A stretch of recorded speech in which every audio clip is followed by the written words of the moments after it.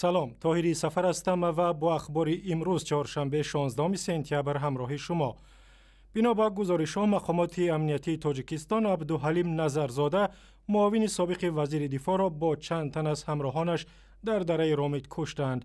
منابع مختلف در نهادهای قدرتی گفتند در عملیات روز 16 سپتامبر 7 نفر از دسته گنرال نظرزاده معروف با نام حاجی حلیم کشته شدند و به احتمال غالب یکی از آنها خود عبدالحلیم نظرزاده است.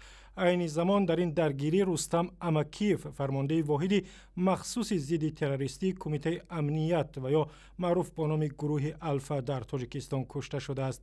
در این درگیری در منطقه پاکرود در دره رامید در مجموع 4 افسر تاجیک جان دادند. روز 16 سپتامبر وقتی خبرنگار رادیو زادی به زادگاه پلکونیک رستم امکیف به ناحیه واسه رفت، در آنجا خویشاوندانش و مردم دهه به مراسم دفن آمادگی می گرفتند. در دره رامید عملیات علیه گروه گنرال فراری نظرزاده ادامه دارد و او به حمله های خونین روز 4 سپتامبر به شهرهای دوشنبه و وحدت و قتل 9 افسر میلیسا متهم می شود. مقامات انتظامی تاجیکستان سید عمر حسینی معاون اول رئیس حزب نهضت اسلامی را دستگیر کردند. اعضای بلندپایه حزب بر رادیو آزادی گفتند سید عمر حسینی را روز 16 سپتامبر کارمندان کمیته امنیت ملی تاجیکستان در داخل هواپیما دستگیر کردند و تاکنون سبب بازداشت او را شرح ندادند. با گفته نمایندگان حزب، سید عمر حسینی با سفر کاری به قزاقستان می رفت و عزم داشت 1 هفته بعد برگردد و از این پیشتر محیدین کبیری رئیس حزب نهضت در مصاحبه کتبی بر رادیو آزادی روز 15 سپتامبر حکومت تاجیکستان را به آن متهم کرد که از دیرباز نقشه پراکنده کردن حزب نهضت را میکشید و اکنون این نقشه را عملی میکند. وزارت عدلیه تاجیکستان آخر ماه اوگوست با ارسال نامه بر رهبران حزب نهضت گفت فعالیت این حزب در تاجیکستان دیگر غیر قانونی است، زیرا تمام بخش‌های حزب نهضت اسلامی در منطقه‌های تاجیکستان خودشان پراکنده شدند.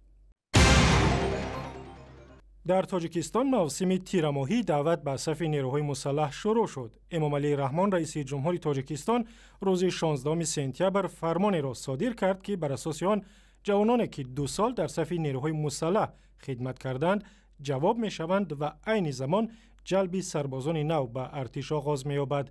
موسم نوی دعوت از ماه اکتبر تا نوامبر ادامه می‌کند و بر اساس قانون جوانانی از 18 تا 28 ساله به صف نیروهای مسلح تاجیکستان دعوت می‌شوند. از بس که درباره وجود بدرفتاری در ارتش تاجیکستان زیاد گزارش می‌رسد، بسیاری از جوانان تاجیک از خدمت سربازی سرکشی می‌کنند و مهاجرت در روسیه را بهتر از خدمت سربازی می‌دانند. تعدادی از همسران جوانان تاجیک که به صف گروه دولت اسلامی پیوستند یا در جنگ‌ها در سوریه و عراق کشته شدند میگویند بعد از این رفتار همسرشان خارزار شدند. گلقده 25 ساله از ناحیه وخش میگوید بعد رفتن شوهرش قدرت الله گولوف به سوریه با 2 کودکش تنها ماند و مجبور شد به خانه والدانش برگردد. عصبم خراب رفتم. دختر گفت که میتونی برهدی نخونه خوش. داره چی؟ گفت 100% عصبت 5%ش مونده است. روز در نظارت هم دخترم خرید. با گفته مقامات تاجیکستان در مجموع از کشور بیشتر از 500 نفر به سوریه و عراق رفتند و صدها نفر آنها زن و فرزند دارند که چشم برا هستند و روزهای سختی را پشت سر میکنند. گزارش کامل درباره زنان به اصطلاح جهادیان تاجیک را در وبسایت azadi.org ببینید. و کریم حلیموف یکی از آشپزهای معروف ختلان که چند پیش در جشنواره در دوشنبه کفگیر طلایی را صاحب شد میگوید بعد گرفتن این جایزه میزاجانش به مراتب زیاد شدند.